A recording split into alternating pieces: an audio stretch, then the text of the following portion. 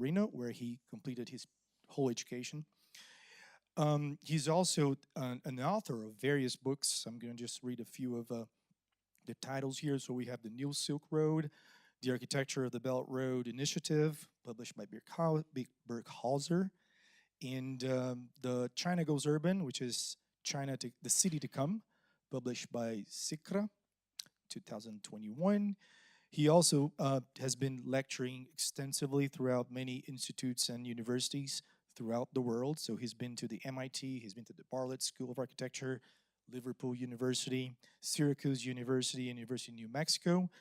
He was the scientific director of an exhibition, several exhibitions, one in China about the Chinese architecture and urbanization held at MIO, Museum of Art, Oriental Art in Turin, Italy, co-curator of the Italian Pavilion at the Shenzhen Design Week 2018 edition, and the co-curator of the exhibition Design Assemblies at the 2023 Singapore Design Week.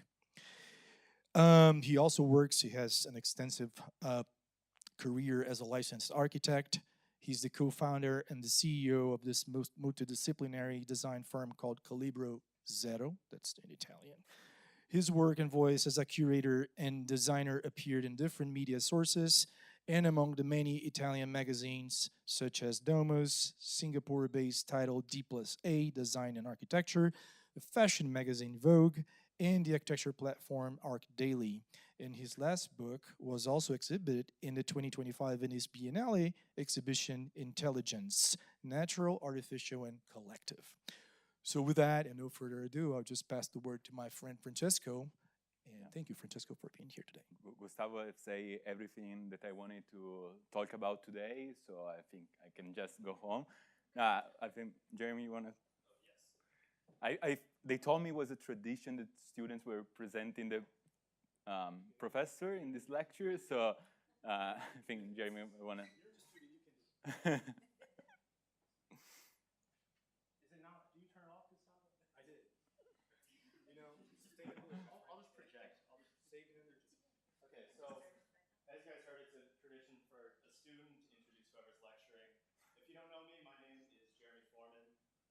Francesco last fall, and I decided to be the person to introduce him.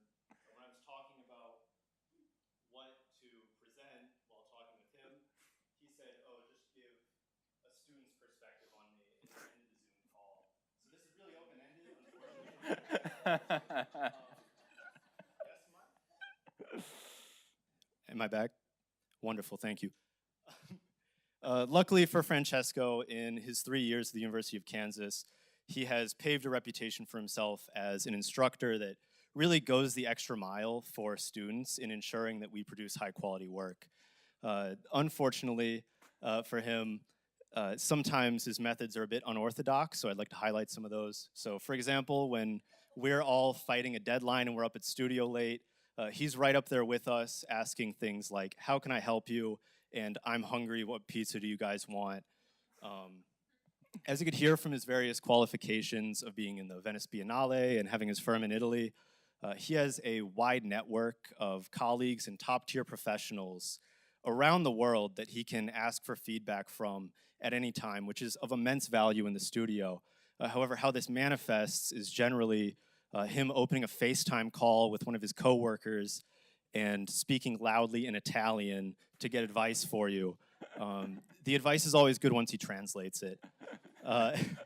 If you're not reaching him in person, he always responds to Teams messages. However, since he is busy with his various research and work, this is sometimes at hours of the night that made all of us in class wonder, when does this guy sleep?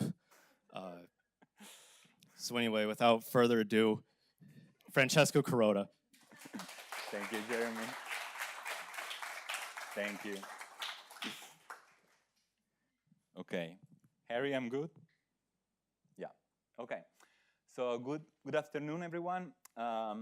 It's a real honor to be here, closing this fall 2025 lecture series, the University of Kansas. I want to start by thanking all my colleagues, faculty and staff and students for making this community, KU, an amazing place to think, teach, and design. But let me also thank you, though, all the people that are not in this room, but that work hard every day to make most of the things I'm going to show you today possible. So today, my presentation is divided into three simple parts. Preface, I'm going to expose some of my reflections about architecture. Then something that I called a genealogy, and I'm going to go deeper in that, but I'm going to show you some of my projects throughout my career, and finally a conclusion. So very, very simple, actually. So I'm going to start with a premise, though. This is the first time ever, and trust me, ever, in my entire life, because I'm quite lazy, so I usually go for improvising, which actually I prepared a lecture, and I prepared in a presentation, and I prepared this only for this special occasion. But also because I would like to focus today on every single word that I'm going to use. Also because I believe words and terminology are important on how we conceive the architecture. But also because there's this very famous Italian movie in which the main character says words are important. And I'm going to show you this piece. Chi parla male pensa male e vive male. Bisogna trovare le parole giuste, le parole sono importanti. Ma è tardi, ormai l'intervista è in stampa. Trend negativo. Trend negativo, io non parlo così, non penso così. Trend negativo. So this simple scene has become one of the most iconic scenes in the whole country. So when people speak and somebody says something wrong, right, people start saying, hey, words are important, right, referring to this movie. So, and indeed, it's what the guy say at the end. He speaks because the journalist is using, according to him, kind of inappropriate terminology. So he say, we must find the right words. Words are important, right? And actually, words are really important. And words are really important, particularly if seen from our Western-centric perspective, such as that for the ancient Greeks, and as you probably know, they are like at the basis of our civilization, logos, the word logos, the term logos was meaning both word, speaking, and reason, rationality, thinking. So such as that was not even a real distinction between these two terms. And this idea, this principle, makes grounded the whole philosophy, science, and Western tradition of rational discourse. So, however, this is just one of the many possible points of view. For instance, French philosopher François Jullien contrasts this idea of logos with Chinese philosophy, with Chinese thinking, which never developed something equivalent. So in Chinese philosophy, meaning emerged from correlative thinking. It emerged from yin-yang, from transformation, from process. So instead of universal, abstract categories, Chinese thought privileged context, situation, and efficacy.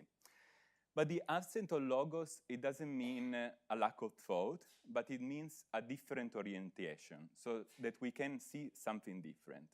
And it teaches us also, though, something important, that also the way in which we speak and think is not a natural or inevitable foundation of thought, but a cultural and historical construct. So when I was asked to give this lecture, I reflected on what does it mean to present myself to you. Actually, not as a professor. I think many of you already know me for this, and all the others maybe will know me like in the future. So I was thinking, how can I say something about me as an architect, as a researcher, but also as someone that is still growing and learning? So if I have to show just one single image that captures my work, actually this won't be a project, or it won't be a book cover, as you might was expecting, but it would be a map. So this map traces lectures, projects, collaborations, researches across different parts of the world, from Europe, Asia, and North America, that I carried on in the last 5 years of my life. And why I choose a map? Because my career so far ever never follow a straight line. It has unfolded as a constellation made by crossing, accidents, and encounters. And this multiplicity, this idea of a map as something not linear, actually, I think it doesn't reflect only my own path, but I think it reflects the condition of architecture today, that we are always working across worlds, different worlds. So today, I want to share a little bit with you how these experiences, this series of experiences, have shaped my thinking about architecture in what William Connolly has recently called the age of pluralism. So I'm going to start with this book and a very simple concept, the one of the pluriverse. So this word suggests a simple but very radical idea. Instead of one word, singular, universal, and coherent, there are many words coexisting, overlapping, sometimes conflicting and entangled, that affect actually our work as architects and designers. But for centuries, architecture has often acted in a different way. If there's just one single narrative, one truth, one history, one style that everyone should follow. So think, for instance, the modernist ambition in which everything in the world, in the architecture, in physical space, can be solved with green, light, and air. Very simple. Or the post-war export of models of urbanism across continents, if they're universal valid. This is like an image of Brasilia, Gustavo. Oh, no. But more recently, when I was an architecture student, also the development of digital technologies and the idea of the constructivism were still aiming at one universal rational narrative. But today, I believe we cannot ignore the reality of pluralism. So we live in an age in which multiple perspectives on what problem confront us as individuals, as nations, and as a global community compete for our understanding. So architecture, in this sense, cannot be like the voice of just one single order or just one single person, which usually has always been the architect, by the way. But it might be a practice of listening, negotiating, and weaving across different worlds. So you can say that pluralism, though, means fragmentation, incoherence, and impossibility. But today, I want to argue something different. I want to argue that pluralism is not a weakness, but is a generative condition that forces us to think harder, design more carefully, and situate our work within broader struggles for environmental justice, for spatial equity, and for epistemic diversity. So I'm going to just now take this chance to go a little bit more on deep on how these reflections have actually come from, in a way, and on the other hand, have shaped my personal experience as an architect and a researcher. And in order to explain this, I took this idea of a genealogy, which for French philosopher Michel Foucault was a method of writing critical history. But what is important is that genealogy is not the research for origins and is not the construction of a linear development, but instead seeks to show the plural and sometimes contradictory past that reveal traces of the influence that power had on truth. I was born on November 14th, 1989. Yes, Gustavo already revealed this is my 36th birthday. But this was just few days after the Berlin Wall fell. So this moment symbolized, I don't understand if Harry wants to tell something to me. Okay, good. Symbolized the collapse of a bipolar world order. So a very clear opposition, as you remember, between the Western and Eastern Bloc, right? So, but open up actually a multipolar world characterized by flows, networks, and different entanglements. But interestingly, in February 1989, kind of far from Berlin, in Shenzhen Special Economic Zone, China, the first plot of land has been sold in the new Chinese real estate market.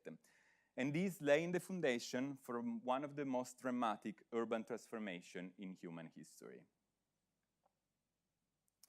And in summer of 2008, I graduated from high school, a very beautiful summer. And with a couple of friends, also we did a road trip across Europe, and it's where I decided that I want to become an architect, actually. But there was just one problem. In September 2008, the worst financial crisis in global history, including the Great Depression, happened. So again, though, on the other part of the world, in June 2008, the Beijing Olympic Games opened. And it was not just a sporting event, but it was actually China's arrival on a global stage, and also symbolized through its architecture, as you can see in this stadium, beautiful stadium by Herzog and de Meuron. So it was reflecting on these contradictions that I encountered this idea, the one of multiple modernities. Developed by sociologists such as Shmuel Heinstein and Peter Wagner, this theory challenged the old assumption that modernity has a single and universal path. Instead, it argued that modernity unfolds differently in different places, shaped by local cultures, histories, and social contexts. And so it's here where my doctoral research and most early research also as a postdoc actually began. I wanted to understand how other modernities, and particularly the Chinese path of modernization and urbanization, were reshaping not just cities, but also the very way in which we think about architecture and design. So in 1978, as you see from this graph, only 18% of the Chinese population was living in cities. And today it's around the 60%. So as you might probably know, China is a very populated country with over 1.5 billion people living there. So which means that only in a single generation, around 40 to 50 years, around 600 million of people, which is more than the entire population of the United States, only in this generation, 600 million moved from the countryside to cities. But this is not just a demographic statistic, because this means also the transformation of landscapes, property rights, and ways of life. This means also that in these 40 years, billions of square feet or square meters, depends where you want to talk, has been built of schools, hospitals, streets, housing, to accommodate a completely new urban population, indeed in what the World Bank in 2014 has called the largest migration ever in human history. And this is what we started to document in our research back in 2018. I carry on with some researches at the Politecnico di Torino that then become like a book and also an exhibition at the Museum of Oriental Art. But which was also my first attempt to explore the realities of integrations and coexistencies. Indeed, the first integration was in the method that we use. We approached this research and the study of Chinese architecture and urbanization using two approaches very distant one from the other, the one of grounding and the one of wording. With the one of grounding, I mean observing how things emerge within and through their specific context. And with the other one, the one of wording, understanding how those same things participate in broader interconnected and often universal systems. So if you see from the very top, and using also large-scale data, as here, the Chinese urbanization reveals the many forms of what Neil Brenner, geographer Neil Brenner and former professor at Harvard JST, has called a planetary urbanization. So if you think about all the networks of goods and data that connect, for instance, China with other continents, think about everything you buy in Walmart and think about all the videos you receive in TikTok. So they envision a world in which actually not everything is city, but everything is driven by the urban, or at least an urban lifestyle. But then when you look at the ground, the picture changes. The rhetoric of this large-scale urbanization gives away to something unfinished, hybrid and deeply human. Moments, as here, where urban buildings overlap with the everyday practice of farming and rural existence. So, looking at these different viewpoints, what emerges is a fragmented and discontinuous territory. A landscape which is made by many heterogeneous architectural pieces which follow different logic, and it is kind of difficult to put them together. So as these videos show, this also forces us to rethink two concepts that we adopt to define and also transform territories, not only in China, but all around the world through policies, planning, and design actions, and that we usually give for granted, the one of the city and the one of the countryside. So we usually imagine these two realms as opposite, clearly separated and directing our choice in a direction or another. But as you can see here, in reality, they are part of a very single spatial continuum, where urban and rural blur one into another without clear distinctions. So this concern for this rapid urbanization and how different worlds can coexist was also the core of one of my earlier design project that I developed in 2018, again with a team of researchers at the Politecnico di Torino. So at this time, we were invited by the municipality of Zhaoqing, a mid-sized town in southern China, to rethink the future of this island, actually the largest island in the Per River Delta, which is the third longest river in the whole country. So as you can see from this image, this island appears as an oasis of pastoral and natural life. But despite this beauty, the problem was that this island was lacking the basic infrastructure that can support a modern life. So our challenge was, how can we preserve this very fragile environment while also accommodating the needs of a growing city? And our proposal was actually to challenge this dominant path of urbanization that it's the typical way in which cities in China are growing. So instead of repeating the model of this expansion that consumes and erases landscapes, we started to include the voices of local people. We mapped in their lifestyle, their needs, aspiration. And what we proposed was a layer assemblage where infrastructure, farming, and nature could coexist all together. So at the very core of this strategy was an existing thing, was this existing but discontinuous embankment. It was a kind of high-level street that was protecting some of the part of the island from flooding. So we decided to take this existing element and transform it into a continuous infrastructure ring. The loop that you see here will serve multiple purposes at one, providing flood protection, integrating public mobility, and hosting technical infrastructure, but also framing the agricultural and natural spaces within. So on the one side, we have the waterfront zones where farming activities meets the bank of the river, and on the other side, the regenerated villages, where existing lifestyle and spatial patterns are preserved but enhanced with new facilities. So of course, one of the main concerns for adopting this strategy was in terms of budget and economics, right? Since in this kind of approach, you can really understand that we're not fulfilling all the available land and maximizing construction. So for this reason, we ran a multi-criteria analysis to demonstrate that in the medium and long run, anyway, this project would have been not only bringing economic, but also social benefits in terms of returning job investments and economics in the agricultural field.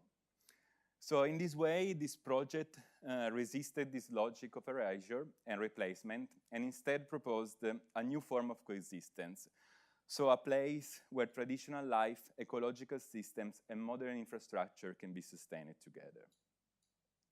And in the summer of 2025, also we had the opportunity to test this idea further in the Jingyu Yantou District Urban Design Competition, where our team, which was composed by a series of architecture firms, together with the Design Institute of the South China University of Technology, was awarded with the second prize. So if you take this first image, you can see the site, which was characterized by a very long axis, this one here, that was going from southwest to northwest.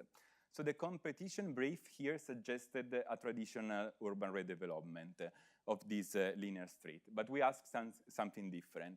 What about if instead of creating a new urban street, can we transform this site in a multi-layer park? So the idea was very simple and starting from this very simple detail. Instead of proposing a new typical street section, so something divided in rigid bands, we proposed a multi-layer platform based on a shared network where cyclists, pedestrian, slow mobility, and also ecological corridors can coexist all together. So the intention was, again, to integrate and not to segregate, to integrate humans, infrastructures, and natural systems all in just one platform. And here you can notice how also we incorporated different kind of elements, such as rural fields, cultivated gardens, flower beds, welfare zones, and riverfronts, contributing also to the ecological richness of the site. And then here you can see also the platform when you move through the site, which can become also a place for hosting several activities, from sport activities to cultural facilities to living performances. So it was in this way that we framed this design not just as an urban upgrade, but a new ecological and cultural stage for the city to come. And then I'm gonna make another step forward in time. So in 2014, I graduated from college, and this was the first time actually during my last year independent study that I visited China. But it was also the year that this guy that you see here in the, that you see here in the photo, the president of China, Xi Jinping, launched the grandiose program of the Belt and Road Initiative. So if you're not familiar with this program, the Belt and Road Initiative is a platform launched by China to build infrastructure like ports, railways, streets, but also housing, hospitals, and entire new cities all around the world. Beyond construction, though, this program is also a powerful geopolitical and economic strategy to strengthen China's influence, trade, and cooperations around the world. So the Belt and Road Initiative has been described by many media sources, such as the Global Times, the New York Times, and so on, as the global project of the century, or the largest infrastructure program ever attempted in the last 50 years. So nowadays, the Belt and Road Initiative included 150 countries with a total estimated investment all along the life of the program of $8 trillion, US dollars. So we don't know the effects that this will have on our lives for sure, but we know that until nowadays, it represents one of the most important attempts to redefine the vision of our contemporary world.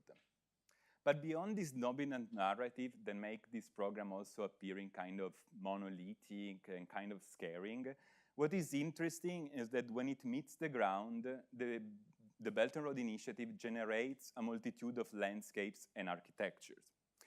And the fascination for trying to understand how these urban materials, this architecture, we are architects, we talk about buildings, were coming from or were shaped was at the basis of my last 5 years of research, which then have been published in this book, The New Silk Road, The Architecture of the Belt and Road Initiative, which it's now also exhibited within the Sterling Pavilion at the 2025 Venice Biennale, Intelligence, Natural, Artificial, and Collective, when I told Gustavo already say everything, I was right.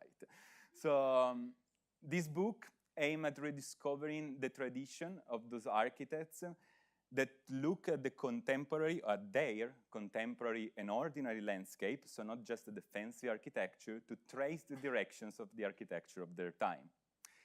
And I'm gonna put myself one day there, just joking. But probably you know all these books, okay? So Le Corbusier was fascinated by the primitive industrial structures. Robert Venturi, together with Dennis Scott Brown and Stephen Eisenhower, looked at the ordinary American landscape, and particularly Las Vegas, to fight the creeds of modernism, of modern architecture. And Ray Colas, the last one, theorized the early development of Manhattan to reframe the architecture at the scale of bigness. And these are just a few of the many examples. So our idea, or our bet at least, was if Chinese-based urbanization around the world, with the Belt and Road Initiative as one of these most obvious expressions, could be another point of view to say something about contemporary architecture. And so we start mapping a series of case studies. These are 20 of the many case studies actually we look, but they are the selection that then we included in the book, which in a way they can see they also start the centering architecture's perspective if you see a little bit what is their geographical location. And starting from this, the book, so our research employed actually the tools of architectural design, mapping, drawings, and diagrams, but using them as critical instruments to read the transformation produced by the Belt and Road Initiative. So we moved from building that rediscovered architectural language as an eclectic process of hybridization, very far from the boundaries of vernacular revivals on the one hand, or the Western idea of critical regionalism, such as this hospital in Niger, for instance, where Chinese-inspired cultural systems are blended with African spatial and ornamental logics in a sort of transcultural pastiche, to this kind of large-scale infrastructural buildings that challenge the idea of an architecture driven by humans only, but revealing how form, dimensions, and structures of contemporary architecture are driven also by material and immaterial flows, such as shipping containers and the algorithms that govern their movements. And then we look at mass housing developments, such as this new estate in Quilamba, in Angola, where this endless repetition of similar buildings that actually seems following only global standards, in reality meet with differences generated by small details that constitute invisible but still present forms of local adaptations, to these enormous spaces for gathering, such as this complex in Xi'an, where architecture is both a form of technical utilitarism and an expression of construction as art. So at the end, this book, I was just very short in showing something about this book, but at the end, what we wanted to reveal is nothing more than an architecture that instead of working on opposite terms, is made of gray areas. It's a non-binary architecture that reveals the existence of what stays in between global and local, between ornament and meaning, between autonomy and heteronomy, between standardization and customization, between science and art, between male and female, and many others. And this is important because while we have many words to think about the opposites, what stays in the middle is the unthinkable, where we don't have the words and thus the concept to describe, but probably the right combination we are looking for. And this idea has inspired many of my following works in the practice, where our projects attempts to materialize this form of coexistence and design actions. So this approach takes a clear distance from recent minimalist and reductionist trends. They often attempt in this to simplify the reality into very neat and often rhetorical mantras, such as smart, ecological, computational, local, efficient, collective, and so on and so forth. So what we are proposing is to move towards a new maximalism. And by this, of course, I don't want to evoke any aesthetic or artistic movement, but to suggest a way of thinking, an inclusive way of acting in which multiple instances, sometimes even contradictory, can coexist simultaneously. And for this, I draw inspiration from postmodern literature, and in particular from writers like David Foster Wallace, and to envision an architecture that embraces digression, referencing, and elaboration of details. It's an architecture for inclusion, where meaning emerges not from purity or reduction, but from the richness of connections, layers, and narratives that together compose the complexity of contemporary life. And in 2023, we were shortlisted to participate in a large-scale competition to redevelop actually one of the most iconic but also problematic buildings in the city where I was born, Turin, in Italy. This building was the Manifattura Tabacchi. It actually was an old tobacco factory where cigarettes were produced. And as you can see in this map, now I'm going to try to use this properly, this was the site. So this site was a large-scale and closed and vacant site, old factory that has been abandoned for a long time. But most importantly, this site was cutting off one of the most vibrant neighborhoods in the city that you see here on my right, with a beautiful park laying on the banks of the river on the opposite side that you see at my left. So the challenge here was not only architectural, but was urban. How can we reconnect these two parts of the cities? So first of all, we started by mapping the site and trying to understand which were the buildings that were worth of preservation or not. And we used several parameters to identify the one that we can get rid of them, actually, these ones that are in white there. But then, removing them, the site appeared as a sort of plain ground, as you can see here. But it was a problem. The city of Turin, so the municipality, asked in the competition brief to install into the site a large-scale and automatic archive, which is something as you can see here. So these kind of places are usually completely opaque to any human activities. They are governed and controlled by robots only. And to be efficient, they required at least a 1,500 feet total length to maximize their efficiency. So the one that you can see in this diagram was the only possible place for this kind of building, thus creating a new separation between the two parts of the city that we wanted to reconnect. So instead of treating this project as just as a plain ground, we approach it as a three-dimensional landscape, where a layered environment also, where architecture, infrastructure, and nature could be combined and can go from the ground plane to the facade and then the roof of the building. But the program in the competition brief by the city of Turin was very, very complex, including a multitude of stakeholders, users, times, and so on and so forth, as you can see here, from a cultural hub, services to the citizens, university hub, and so on. It was a mess of different functions and activities. So for us, this was not leaving space for just a proper landscape. But our project was not for a definitive landscape, but was an archival solution that, combining programmatic instability with architectural specificity, will generate a multitude of landscapes instead.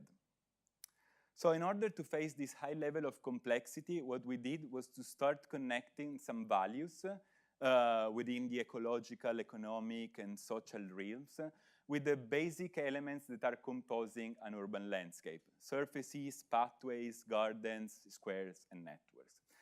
But then sketching this intersection appeared to be too difficult. It was very difficult to try to imagine what does it mean, right?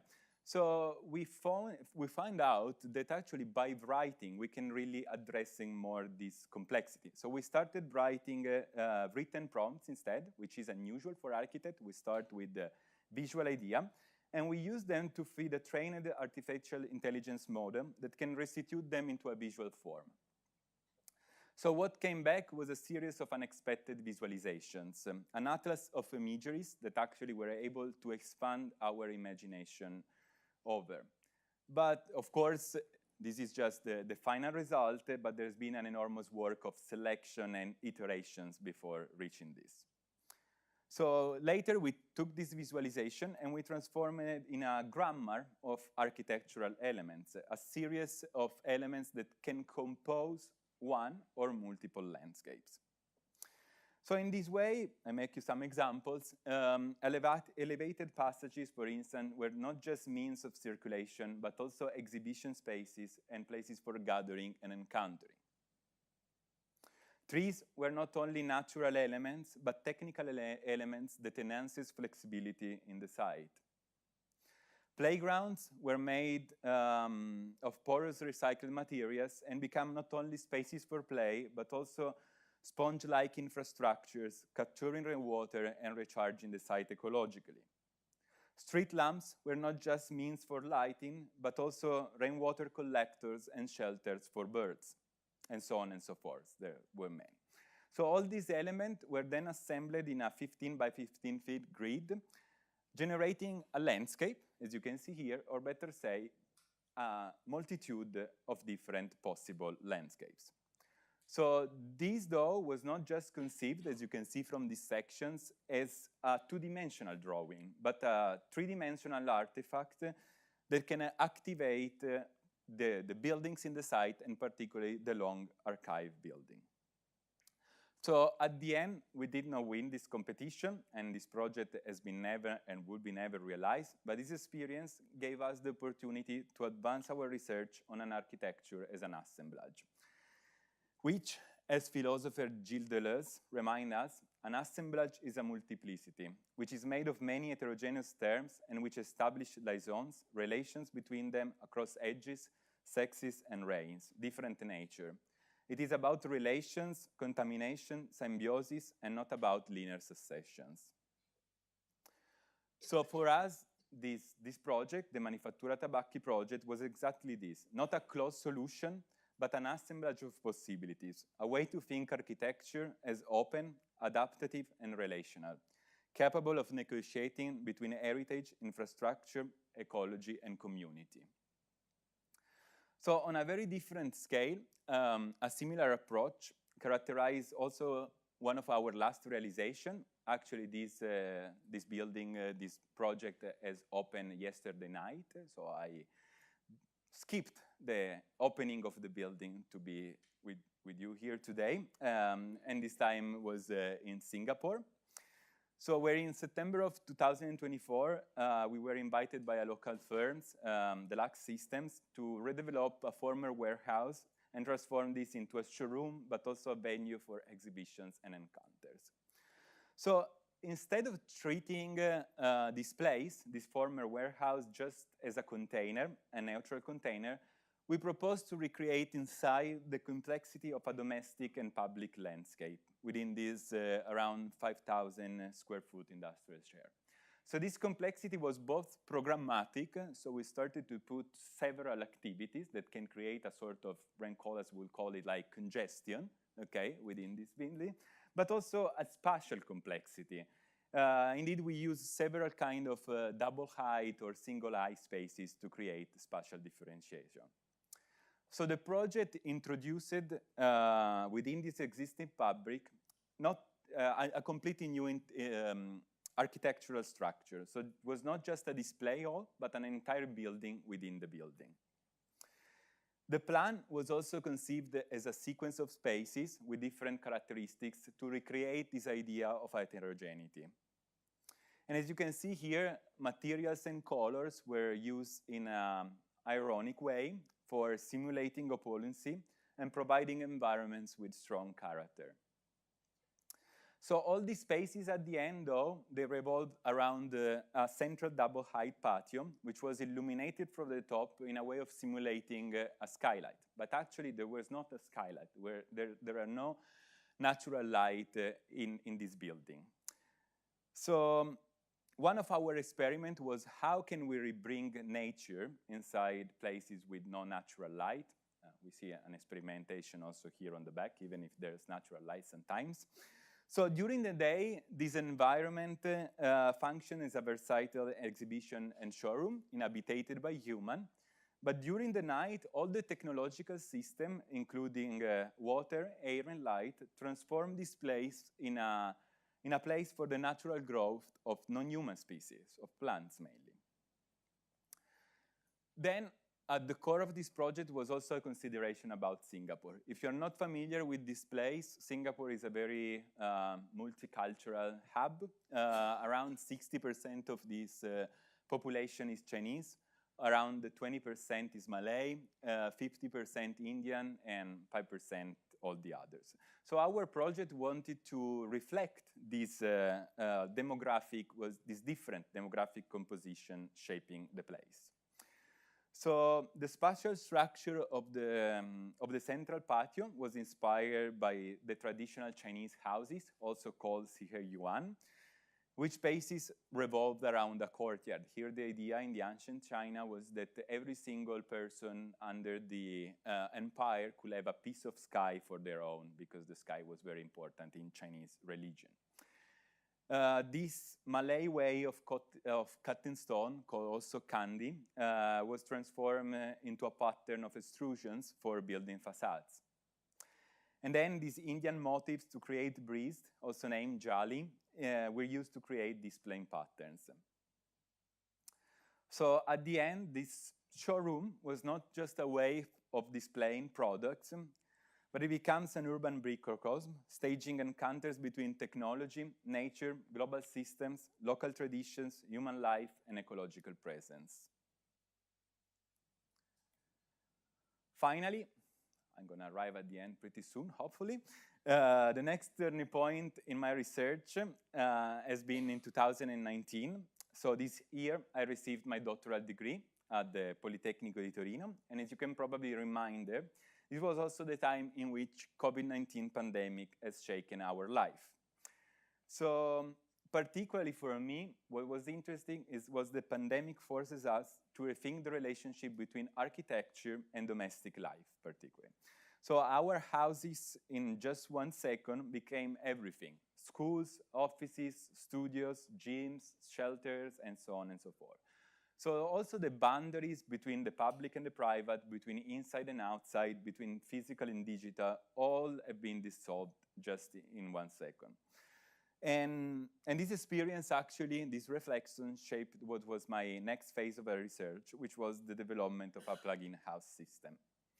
In 2019, I was approached by the Italian Chamber of Commerce to develop a research project, actually. It was more a research project, just a design, for imagining a model house that could represent Italian design quality in the world, in a global perspective, but not through style and luxury, but challenging where were the global housing typology and imagining new forms of domestic life, particularly under the new normality during and after COVID-19. So here you can see also the project, which was recently exhibited in September 2025 at the Singapore Design Week. And this project was based on the idea that given the uncertainty of contemporary living, particularly at the time in which where we started to develop this project, we decided to focus on flexibility and integration of multiple times, from past, present, and future. So we wanted to oppose this to a more traditional scheme of the house, which is usually based just on a composition of partitions, which define rooms, corridors, and so on. But to design a model house made of modular plugins that could be inserted into and used to regenerate at the same time existing apartments. And the inspiration came from a research, from a study that we carried on the history of Italian design, and particularly from a season of architects and designers that was working on this kind of objects, also called total furnished units, as part of an exhibition at the Museum of Modern Art in New York in the summer of 1972. So the idea was that every plugin can function as a self-sufficient unit, and it's capable to operating in different configurations and adapting to different contexts, users, and also lifestyle. But to make this possible, we again change orientation a little bit. So instead of focusing on those spaces of the house that we are more familiar with, that usually we give more importance, such as the dining, the living room, the bedroom, and so on, we decided, opposite, to focus on the most hidden spaces of the house. But they are also the more infrastructuralized one, such as the bathroom, the kitchen, and the storage, to make an example. So this project was conceived, again, as a grammar, a flexible grammar, rather than just a fixed and strict blueprint. And each plugin was operating as an interface between the existing apartment infrastructure and new living configurations. So plugins were designed to be infrastructural nodes that carry energy, water, data, and air, and connect the invisible systems of the house with the visible acts of living, cooking, washing, growing, and connecting. So the idea here was, again, to move away from just an anthropocentric perspective, which means that the human are at the center of the attention, and address the needs of a broader ecology of agents, including not only people, but also plants, animals, materials, and technical systems. So the goal was, again, to design for coexistence and not for control. So for instance, this is the kitchen plugin, which we conceived as a space that can host multiple beings and activities on equal terms. So the kitchen can be a closed laboratory, can be a vegetable garden, can be also an integral part of the dining and the living area. And this was encouraging also a more equitable use of the space among different genders of the household. And this was made through design, particularly, and on the one end from the materiality of the countertop, which remained consistent throughout the place, but also from where the countertop is placed. So it's placed at 30 inches rather than the standard 38 inches, making this merging seamlessly with the dining or working surfaces. And then another radical element was the project of the bathroom plugin that we made in a way that was breaking the traditional confinement of the bathroom as a closed, private, and purely functional space. So merging this plugin, this bathroom with the living room, we wanted to also challenge the notion that the care of the body must be hidden or privatized, but proposing instead an architecture of shared intimacy, where caring for oneself and the another, for bodies, plants, materials, and air, can be part of the same spatial continuum. So finally, the plugin house was not just a proposal for a flexible dwelling, but a philosophical proposition about we can inhabit the world. In 2022, the COVID pandemic, though, opened up also other possibilities for architects in Italy. So in this year, the Department of Education launched a major competition to redevelop, to build over 212 schools all over the countries. And our project for the site of Vinovo, a small town in northern Italy, was awarded with the first prize. So it was a time, again, soon after the COVID, within the COVID, and so on, during the COVID, and so on, in which also education and public spaces had to be reimagined sometimes. And for this reason, we conceived this place, this building, not only as for children, but we wanted to expand our horizons. So observing the site carefully, what we noticed was that this school has been placed within a natural and a social corridor in a way. You can see the existing neighborhoods, the social infrastructures, but all these wilderness and farming lands all around. So what we did was to conceive the school as what French philosopher Bruno Latour called an hybrid. So a socio-technical object that brings together elements usually and traditionally separated into the natural and the social realm. As you probably understand, there's usually this distinction, what is natural and what is social or anthropocentric. So the symbolic form of the school, indeed, has been conceived as a human-scale village. So on the one hand, a direct extension of the infrastructure of the town, but also immersed in an ecological landscape. And then we started to materialize this broader statement into three main driving ideas and design action. So the first one was a school open to the community. So this school was imagined not as an isolated institution just for the kids, but as a civic hub. And in order to do this, we made a series of kind of radical operations here. So in order to do this, first we planned the school in a way that more than the 80% of its surface can be open for 24 hours. As you can see, for instance, the second floor as well was conceived in this way, to host shared halls, library, an auditorium, laboratories, everything to host events, gathering, and encounters and services for the local community. And also these small details, such as this staircase, for instance, was transformed in a series of stands that contributes to this idea. At the same time, though, the clusters of the classroom can be isolated in a way to create safer spaces also for the kids and for their educational needs. Then, another lesson that the pandemic gave us was the fact that the importance also of the outdoor spaces.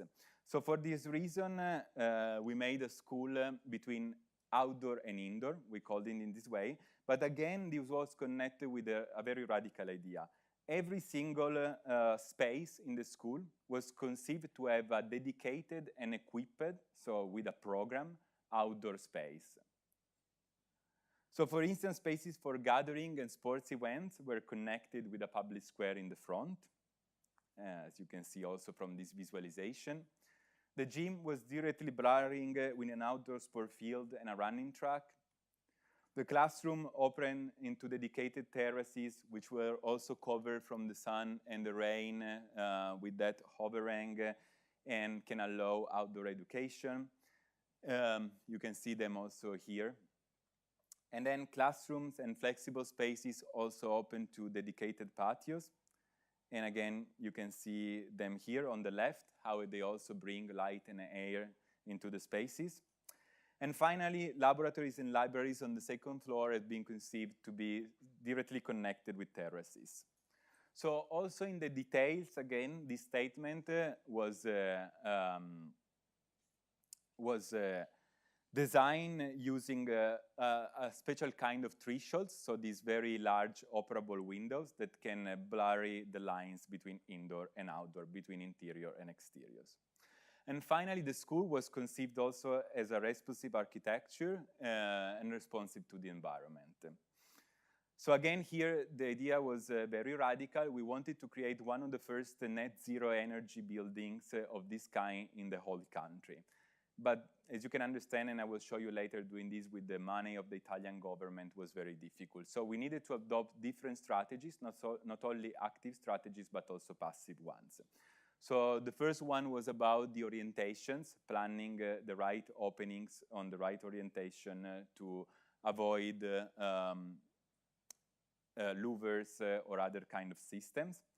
And second, the patios were allowing cross-ventilation for every single space within the school. So again, the idea was radical. Every single space needed to be cross-ventilated to almost avoid the use of HVAC. And finally, the morphology of the terrain and the shape of the roof were made in a way to collect water and reuse it for gardens and sewage treatment. And then the roof also was organized to maximize solar gaining and fulfill the maximum amount of photovoltaic panels that we can use. So also here, though, the technological details were again important. Indeed, as I was telling you before, making this school with the money of the Italian government was very difficult.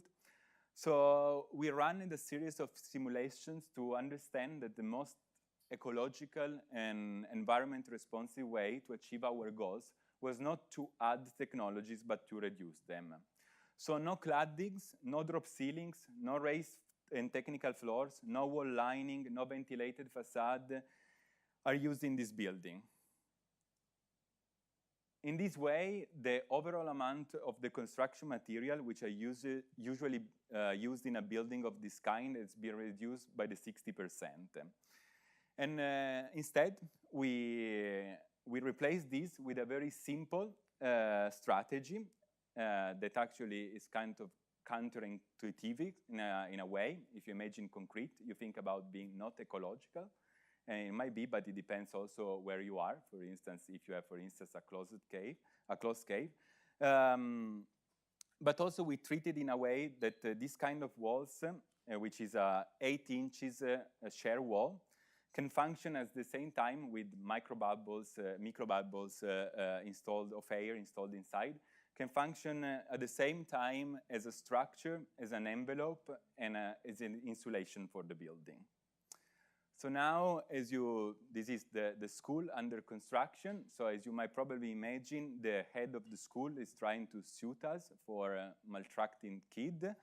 No, I'm just kidding, but of course, we will do something. I'm gonna show you my last project. I swear, this is the last one. I'm gonna be fast. I think I am the time of the hour. I'm seeing the time scrolling. So this last project was situated in Turin, in the city in which I was born again.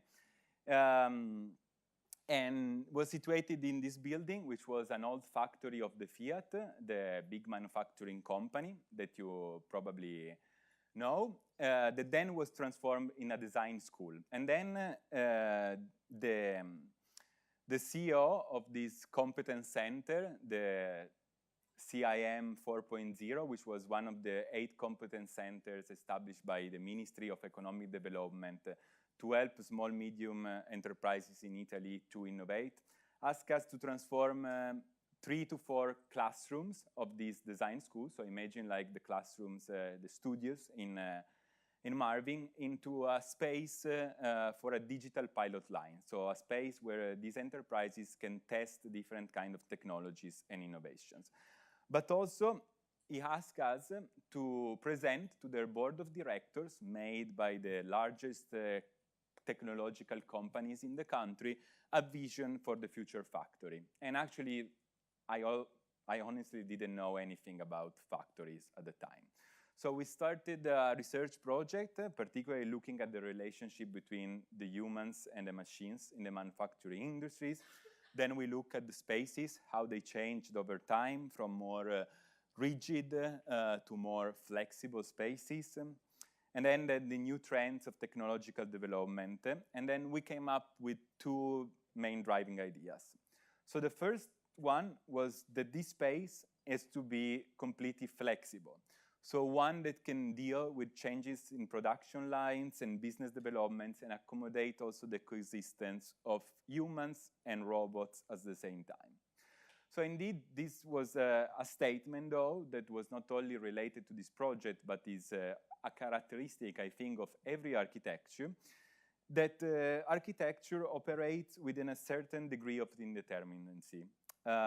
Indeed, we never know for sure how our spaces will be used. We design something, but we don't know exactly how the user will use them in the future. So as you can see here, the plan was conceived in a way with a series of partitions that can be moved and changed in order to enhance flexibility. So what we did at the first was to demolish every single partition we found. And this is how the space resulted at the end, with this also flexible and polished floor, which was actually designed to accommodate not the needs of people, of human, but of robots mainly, that were able to circulate and expand and contract the production line at the same time. And here you can see how this works with the curtains and movable seat structure. And then also we design appositely this hanging wall made of modular elements that we design starting from just 160 by 60 triangular elements that we use for all of them, this sort of hanging wall, in which the need here was to have a series to furnish the space, but at the same time leaving outside, again, for maintenance and flexibility, also all the mechanical and electrics. So, as you can see here, the space can host at the same time workshops and offices, and they can also be reconfigured over time.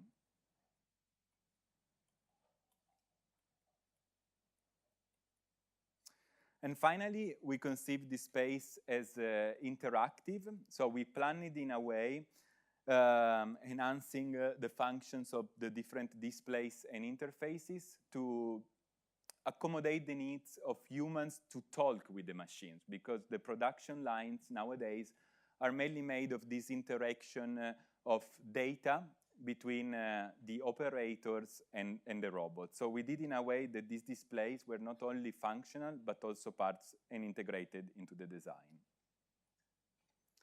You can see the different rooms. So this project, again, was not just a design project, but more a research statement that indeed we started diffusing through several publications and awards. So finally, this is really the end. It's just one slide, trust me. So what I want to share is this. I hope that today I was able to make clear that for me, architecture is not about designing isolated objects, but about navigating complexity between different histories, ecologies, technologies, cultures, and times. So what I have to try to share through these histories, long histories of researching and designing, it's a way of seeing architecture that is not static, a static discipline, but more a form of inquiry. One that listens, connects, and translates between multiple modernities, multiple landscapes, and multiple ecologies. So each of the projects that I show today was for me actually an experiment in inclusion and coexistence between human and non-human, between past and future, between nature and technology, local and global. So I don't know if you share my vision or not, but I want to leave you with an invitation. Don't design only from a brief. Don't design only from a client request or for a single event, because at the end, we are just small grains of sand in an enormous ocean. So design with an agenda. Let every project be a position, an argument, a proposal for how the world could be otherwise. Because architecture is never neutral. It always acts. It always transforms. Architecture is always political. For me, our responsibility is to use architecture as a system of inclusion, one able to build connections, negotiate difference, and imagine spaces where many sometimes opposite worlds can fit together. Thank you.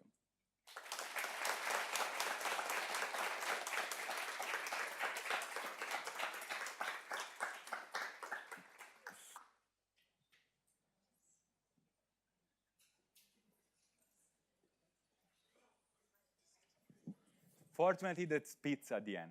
So it worth staying here for the pizza. Hello. Well, but before the pizza, you know, I'm gonna open the word so someone can like ask you questions after this, you know, instructing, enlightening presentation. So, do we have questions?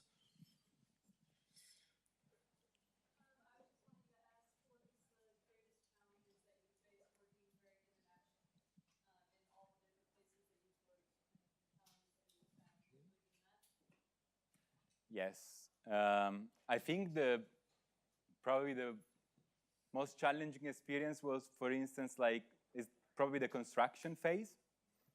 So for instance, we did this construction in Singapore that I showed today, and dealing with a contractor with different standards and different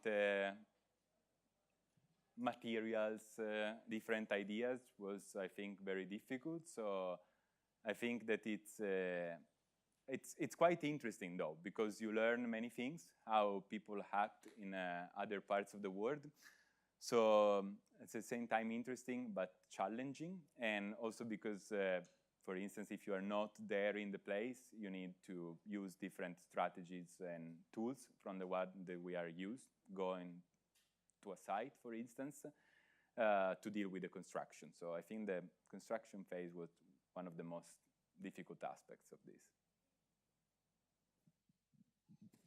All right. Do we have any other questions?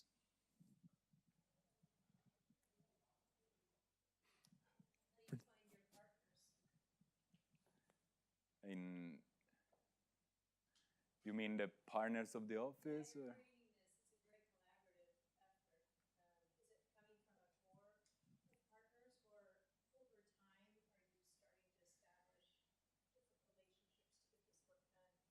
I think we established, I worked on establishing different connections over time. I like to talk, as you can see here in this long presentation. So I talk with people, and most of our work is made of this. So for instance, now we are opening probably very soon a new company in Singapore as well, with a local partner. Contractor there. So yeah, I think most of the things is more a process of growing and expanding the network time by time, instead of just relying on just one approach. I have to say that also this combination between research and architecture helped in this sense for creating more partnerships and connections also in different places. Yeah. Yeah, also it can be, or yeah, with other academics, or with just maybe conferences and colleagues in general. All right, but now I have a question. Because, you know, you're wearing a T-shirt that says architecture is always political, right? Yeah, this was a kind of a joke. No, it's we take everything serious, you know. You know that when you were reading your final statement, you said, you know, a bunch of things, and you also said architecture is political, Yeah, right? that's true. So I would, you know, taking the students that are in here, I would ask you to kind of develop a little bit more about that. You know, after you show all this group of work, what's the political message that your work pass across? What's your political statement? Is this a statement? Is it what is it? How do we define it? I think architecture is always political for real. So there's always like a decision that we make. There's a responsibility, right? We take decisions, many decisions we design. We always confront ourselves with choices, okay? Like, should I make the roof sloped, steep, or flat? Okay, or every single thing that we do, like, is this room like 2,000 square feet or 200? Very small, very big, right? So, and do we do like a structure in mass timber or in concrete, right? So we take decisions. So there's always like a way to make these things political, I think, okay? And in my case, what I believe is that my idea was to use this kind of, to use design to create inclusion, as I was saying, so to embrace differences, okay? So in this sense, I think it's political because it's a decision, it's a statement, it's a way of seeing the world, okay, and expressing it through design, because it's again a decision. I want to do in a way that plants can live in a space, right? It's a decision. You can also do in a different way and prioritize, for instance, a type of user instead of another. So I think in my philosophy, the idea is to create integrations to make in a way that you are designing not only for a specific, for instance, user or target, but you are designing for the coexistence, and that my idea is that you are seeing also all the things in the world, including this table, as not something inanimated and worth becoming trash, but on the equal size of myself. I think it's arbitrary, right, Francesco? I like it. Well, with that, I would like, you know, to just give one last round of applause and thank Francesco for the presentation. And happy birthday, Francesco. Thank you, thank you.